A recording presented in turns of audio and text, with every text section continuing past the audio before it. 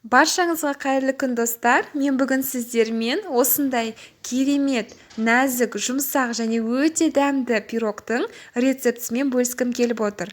Бұл пирогтың атауы 12 қасық. Неге? Өйткені бұл пирогтың құрамына тек қана 12 қасықтан ингредиенттер кететін болады. Тіпті ас үй таразысын мүлдем қажет етпейді. Өте дәмді болып шығады. Бұны дайындау үшін ең алдымен 3 жұмыртқаның үстіне 12 ас қасық қант қосамыз. Жақсылап миксерлеп шығамыз. Міндетті түрде миксерлеген кезде біздің жұмыртқалы массамыз әппақ болып көтерілу қажет. Сол кезде сіздердің пирогтарыңызда піскен кезде жақсы көтеріліп пісетін болады. Және де егер де сіздерде миксер жоқ болса, әрине венчик қолдансаңыздар да болады, бірақ ол кезде кішкене ұзағырақ араластыруға тура келеді. Содан соң миксерлеп болғаннан кейін 12 ас қасық тағы да күнбағыс майын қосатын боламыз. Жақсылап тағы бір рет араластырып шығамыз. Содан соң тағы да 12 қасық сүт қосамыз.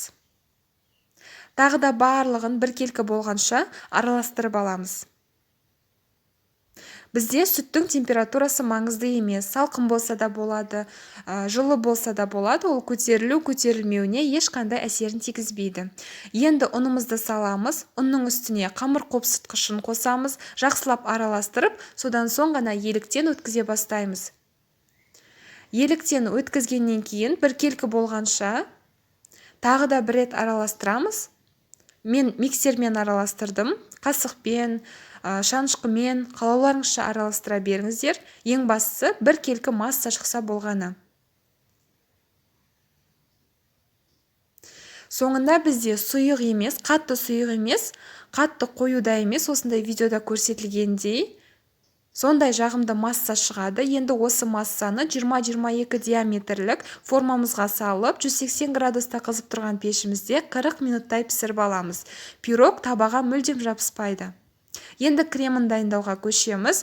33% кілегейді кішкене қоюланғанша араластырамыз. Көп араластыруға болмайды, іріп кетеді. Содан соң үстіне қант ұнтағын қосып, тағы кішкене ғана 1 минутқа жетпестей араластырып аламыз.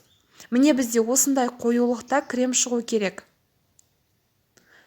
Енді осы дайын болған пирогымның үстін кішкене кесіп аламын. Үсті түзу болу үшін сіздер бұлай жасамасаңыздар да болады. Тек осылай үстін кессеңіздер түп түзу әдемі болып көрінеді. Енді кальцонның көмегімен пирогымның үстіне кремімізді жағатын боламыз. Біркелкі болғанша осылай кремді жағып шығамыз.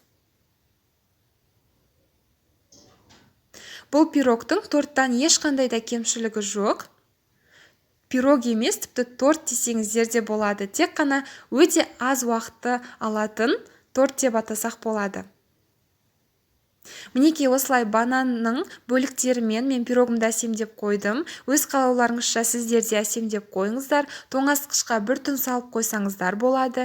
Немесе бірденен осылай жей берсеңіздер де болады. Ешқандай да кремі сіңуінің қажеті жоқ. Өйткені пирогтың өзі өте нәзік.